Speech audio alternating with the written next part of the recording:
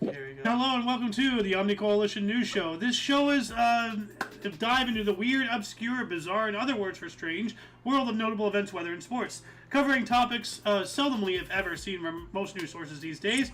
Join us during a time of political overabundance and divisiveness. We present you with more unifying topics to discuss, for the most part.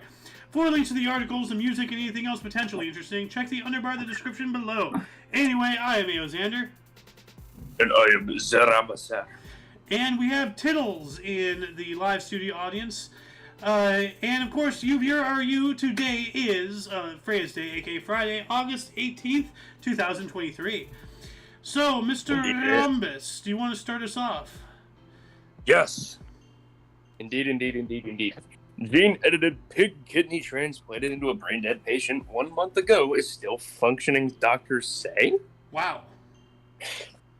Huh. That's, wow. With no context, that sounds very odd and very sus. Well, Anywho, no. Go ahead. Doctors at the NYU Langone in New York City announced Wednesday that they have successfully transplanted a genetically engineered pig kidney into a human who was declared brain dead in what they called a landmark step forward. The surgical team removed the kidneys of the human recipient on July 2023 and transplanted the pig kidney as well as the thymus.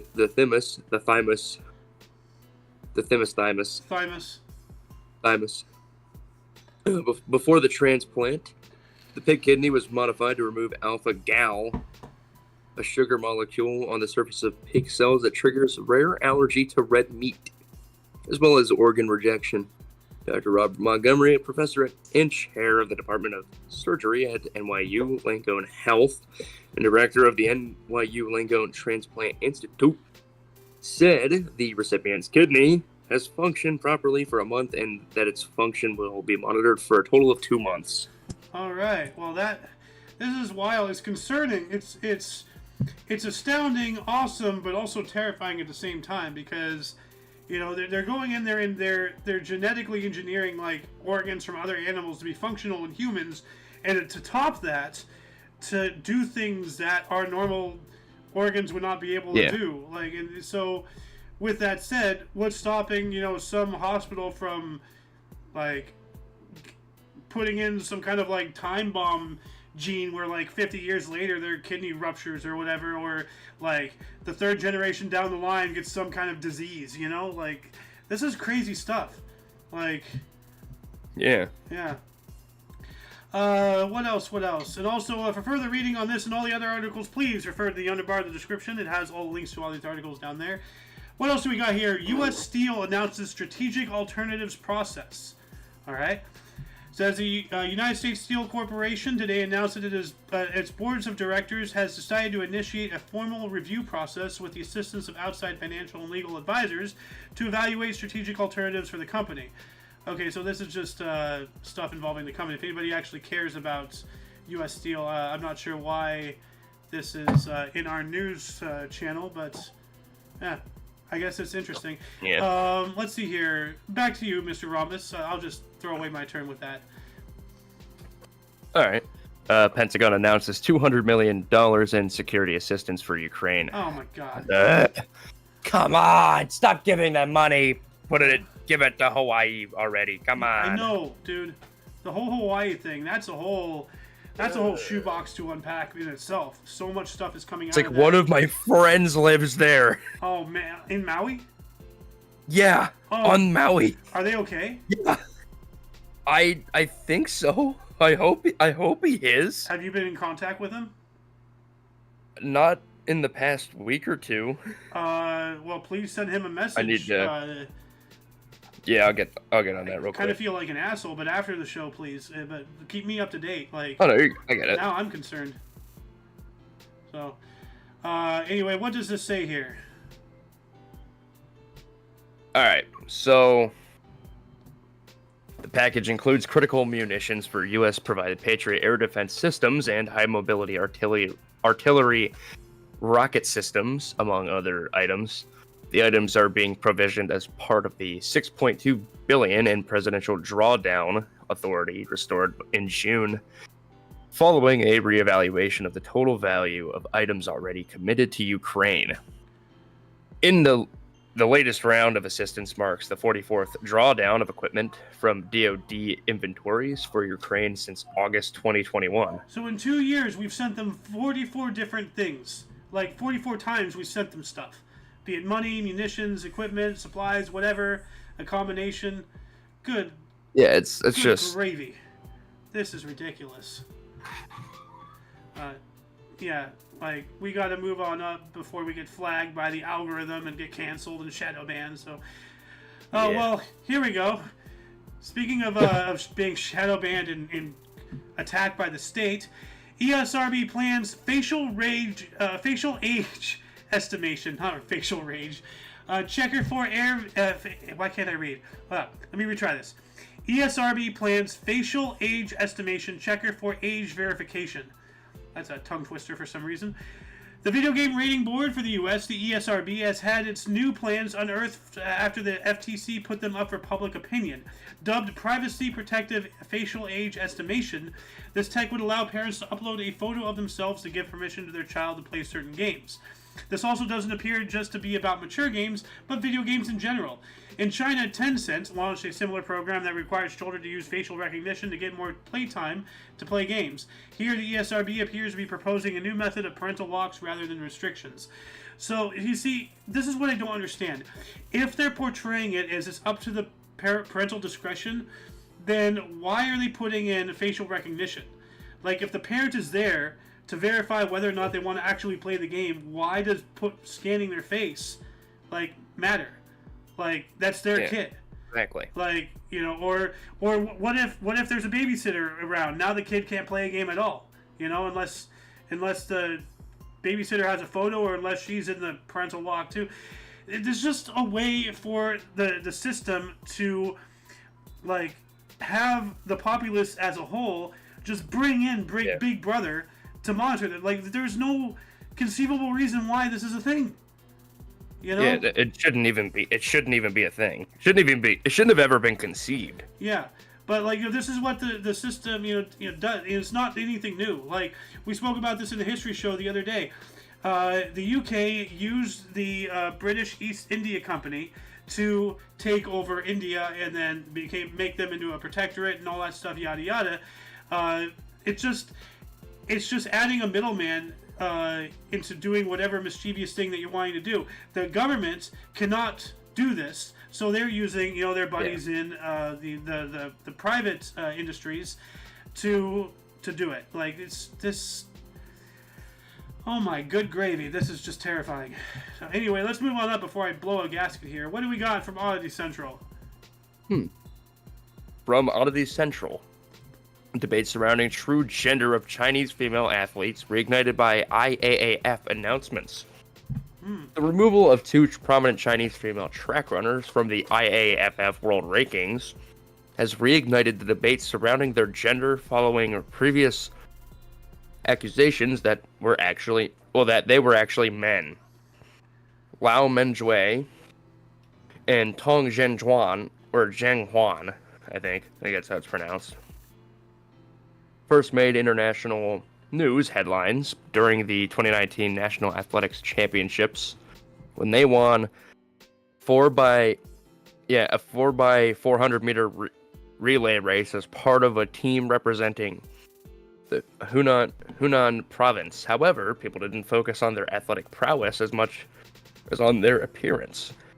People didn't think that they looked feminine enough and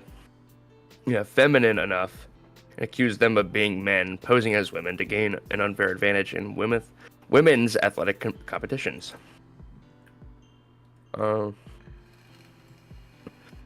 Anyway, some claimed they had Adam's apples, or that they had too much junk in the groin area to be women.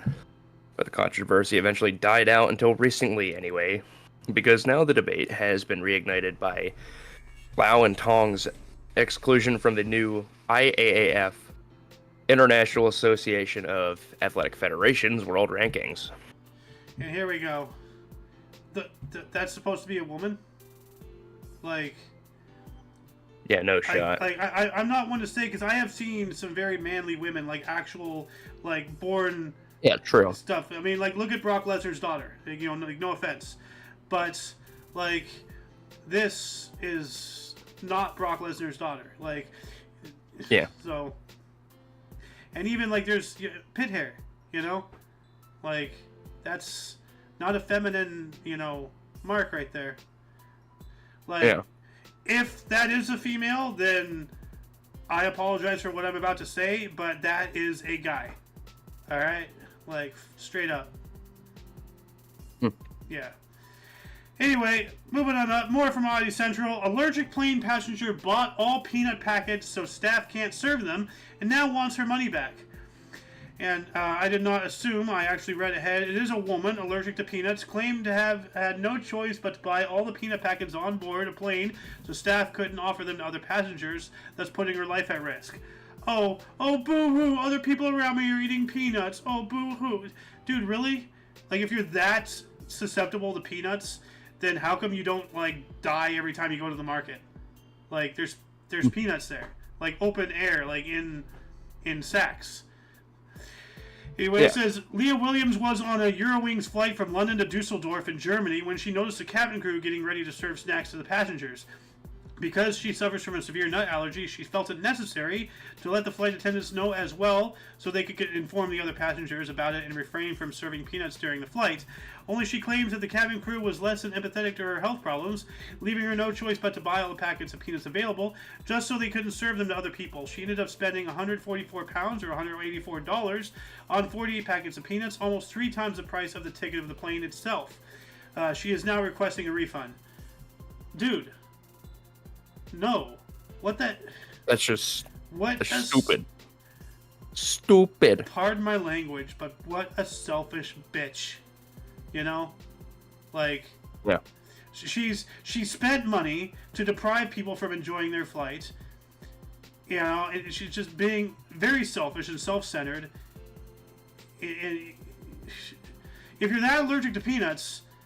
Like, I know there are flights out there that don't serve peanuts. Like, I remember when I was a kid, JetBlue, I think, doesn't serve peanuts anymore. They serve, those blue potato chips and stuff. But, more often than not, from my experience, now I'm not flying all the time, but, most of my entire life, you actually have to request the peanuts. So, yeah. If I didn't know any better, I would say that she specifically probably went onto this flight with the goal of just ruining everybody else's good time, and then now she wants her money back. Like, if that's the case, then words can't even express what I want, her to go through.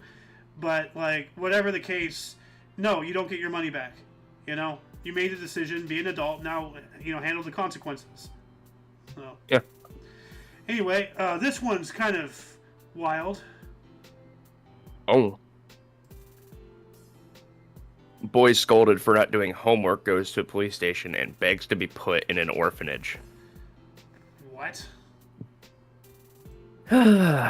Oh boy, got ourselves a common Gen Z. Oh boy. After arguing.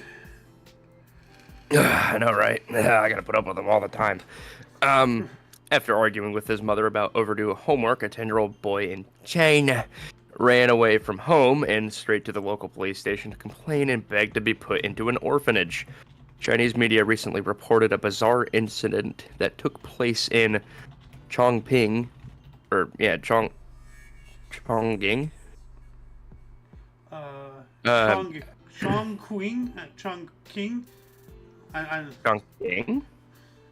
Yeah, I know that Qing is the King dynasty or the Queen. I don't know. I think so. My brain hurts. Yeah. Anywho, CCTV footage shows a young boy storming into the Huijing police station in Yubei and being approached by 2 policemen. They start chatting and the 10-year-old boy tells them that he had been reprimanded by his mother for not completing his homework. So he left the family home to join an orphanage. After a bit of convincing work by the officers, the boy gave them his parents' contact information, so the police contacted his mother, who confirmed the argument about the overdue homework. However, she never imagined that her son would run away from home to join an orphanage because of it. Wah! I have to do work. Wah! Wah! Wah! Wah! Wah! Put that little turd in timeout for 20 minutes. You know, Put him in the corner. Send that little shit to military school. I'll straighten him up. You know, he thinks he has it hard? Well, try doing 70 push-ups in the mud with machine gun fire over you. Yeah, let's see how much you cry then. Seriously, kids really need to learn, you know, like... Yeah, and I'm not being some old curmudgeon or anything, you know, like... It's just, you know... Anyway, I didn't even realize this was a thing. From UPI, aka Oopie, sunflower field owners ask visitors to stop taking nude photos. What? The owner of a sunflower field in England are pleading with visitors to stop stripping down to take nude photos in public view. Siblings Sam Wilson and Nett Petley, owners of Stoke Fruit Farm on Hayling Island. Oh, great! So now anybody who wants to go continue it, troll them. Now they have that's smart. Like dox them. Okay. Said they had to put up signs asking guests to refrain from public nudity after 6 incidents of naked photo shoots occurred since the sunflower field opened to the public last month, including 3 incidents in a single day. Wilson and Petley said they don't want to ruin anyone's fun, but the nudity has really become a problem. Stop it! Like, what are you doing, people?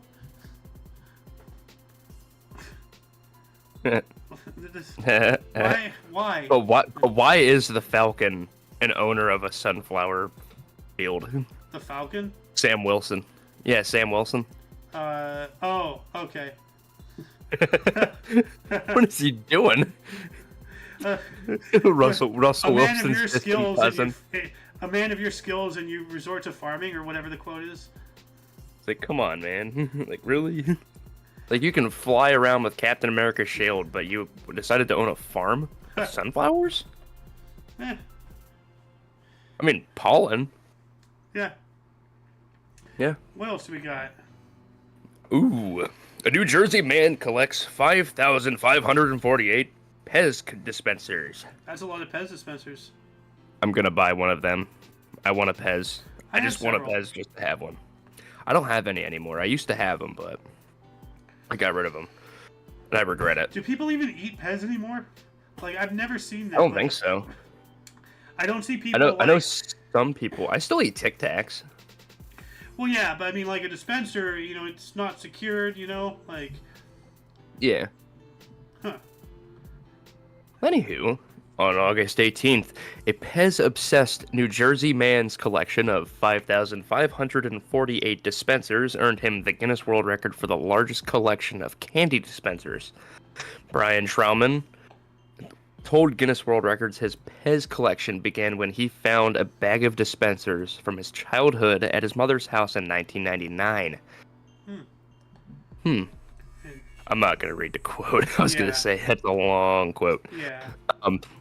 Trauman said he had started out by getting some cheaper dispensers off eBay before moving on to the more rare and expensive items. He said several more Pez dispensers came as gifts from friends and family.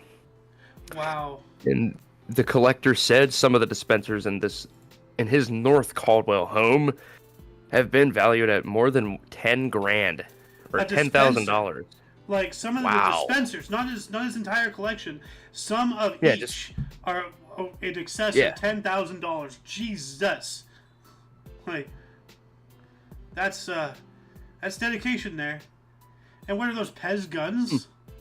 Like straight up, like oh my god, with a pistol grip and everything. Jeez, you see that? Like there's Pez guns in the top. Hold on, I gotta do some quick research here. Pez gun. Oh my lord. Oh my. It's real. Oh, they're actually a thing. That's a laser. Yes. Wow. Oh wow, they've been on Pawn Stars, dude. That's what. Or just has like. Oh, that photo right there, the one with all the different colors. Aggressive. Like, eat your candy. Eat the Pez. Oh my god. Dude, like... Pop a Pez inside of these fools. Turns Anyway. Pez into a DMX song. Well, Anyway. we're going to be talking about Pennsylvania here. For more from Oopie. Pennsylvania 6-year-old named 2023 Kids Mullet Champion. And we would talk about that exploding house, but that everybody knows about that. But Baby Joe Dirt. oh my goodness. That is Baby Joe Dirt. Baby Joe Dirt. Baby Dirt. Bert. Dude, he literally does look like little Joe Dirt. Shit, he's got this. Like when he was in the Yeah, trash no, can he at looks the like a Grand Canyon. Looks like the tiny Joe Dirt, but he also kind of has that. Remember from Despicable Me 3, the guy with the purple suit and stuff, the main antagonist of that. I don't recall what his name is. I never saw any of the Despicable Me movies. He's got like a. I'll have to show you after the show. Anyway, it says here, Pennsylvania's 6-year-old short in the front, long in the back hairstyle earned him the title of the 2023 Kids Mullet Champion. Mullet Champ, the organization behind the USA Mullet Championships, announced Rory Eric and his mullet, dubbed the Cheddar Whiz, won this year's Kids Mullet Championships. Wow, they call it names now? Well, why not? Everything else has a name. The Pottstown boy and his hairdo came out on top in a field of 300 other bemulleted kids aged 3 to 8. Wow. All right, if you want to see kids with mullets, go to Pennsylvania. Apparently, play it. There you go. All right. Yeah, no, that is a very common thing here now. Huh. It became common again. Well, everything does have its cycle. I just dread the day that bell bottoms and disco make a return. Uh-oh. They have another Despicable Me slated for next year.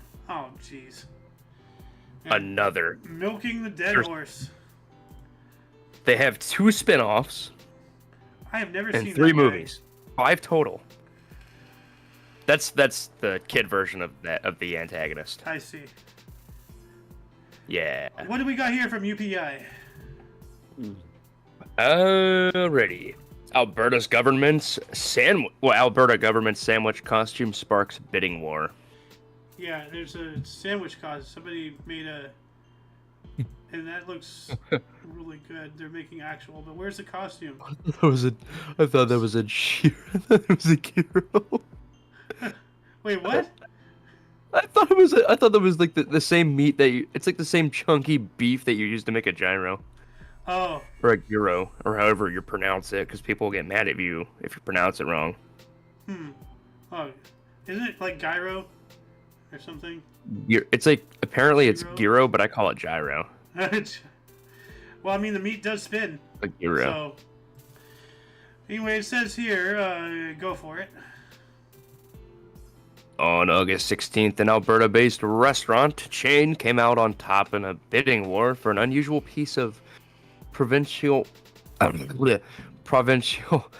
government's property, a sandwich costume. The latex vulcanized rubber and synthetic materials costume depicts a donair, a gyro-inspired Canadian flatbread wrap featuring shaved beef, sauce, tomatoes, onions, and lettuce. I knew it. Yum.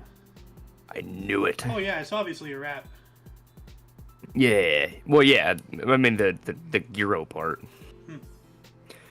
The costume was made by Los Angeles-based special effects studio Alterian Inc. in the 2015 for Alberta's planned video PSA about the dangers of driving while under the influence of marijuana. But the project was scrapped and the costume never had its TV debut. So what are they going to do? Depict a stoner in like a sandwich costume being like, oh man, I'm so high I become my food and I can't drive. Like, what were they planning on doing with this? Something stupid. Anti-marijuana driving PSA. What? The entire thing would just be the whole thing is just a plot around a gyro. That's silly. Oh my god. Gyro. Dude, read this part. Oh, the winning bid of $16,025 in Canadian currency, which is $11,854.65 in the United States, because our money's better, was placed by Edmonton-based primetime Donair and Poutine. I've actually had poutine. It's actually pretty good stuff. Which said the costume will remain in Alberta and the lettuce will remain on the costume. Yeah, actually, to give a little bit of what's the word? Yeah. Oh yeah. Understanding. Okay. They said that some other guy was planning on removing the lettuce to better like represent that region's form of the sandwich. 11, like almost 12 grand for a sandwich costume. Like, some people just have too much money. Like, some people are ridiculous. dumb. Like, some people are just dude, for that much money, you wrong. can make your own costume multiple times. Like, If Rick Harrison saw the price of that, he would be very, very upset. Yeah. Because he wouldn't give you more than $10. Yeah, no. Yeah, but he would have You're like lucky to get 10. He would somehow magically have like a burrito costume specialist on call, knowing him. The best I can do is 7. Anyway, last but not least, this is wild here. More from Oopie. Researchers reconstruct Pink Floyd's song from patients' brainwaves. What? Whoa. The famous Pink Floyd lyrics emerge from sound that is muddy yet musical. All in all, it was just a brick in the wall. But this particular recording didn't come from the 1979 album The Wall or from a Pink Floyd concert. Instead, researchers credited it with the reconstructed brainwaves of people listening to the song Another Brick in the Wall Part 1.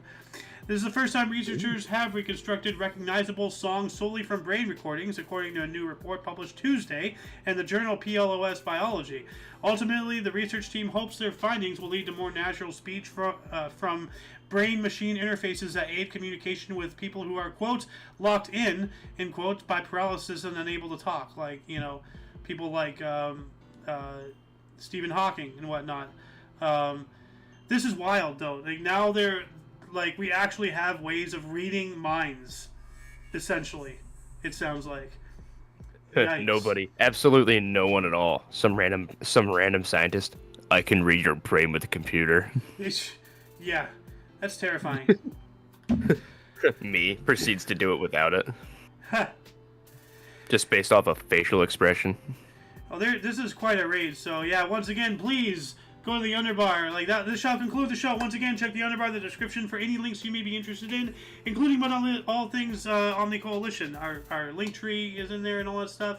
All the articles are in there. Please go there. Give them the footwork. We don't just find random stories. We find good stories, and you should go and read them. Anyway, for your dose of different on and unusual news, we stream every Tuesday and Friday at 3 p.m. Pacific time, which is 4 Mountain, 5 Central. And 6 p.m. Eastern Standard Time. Yep.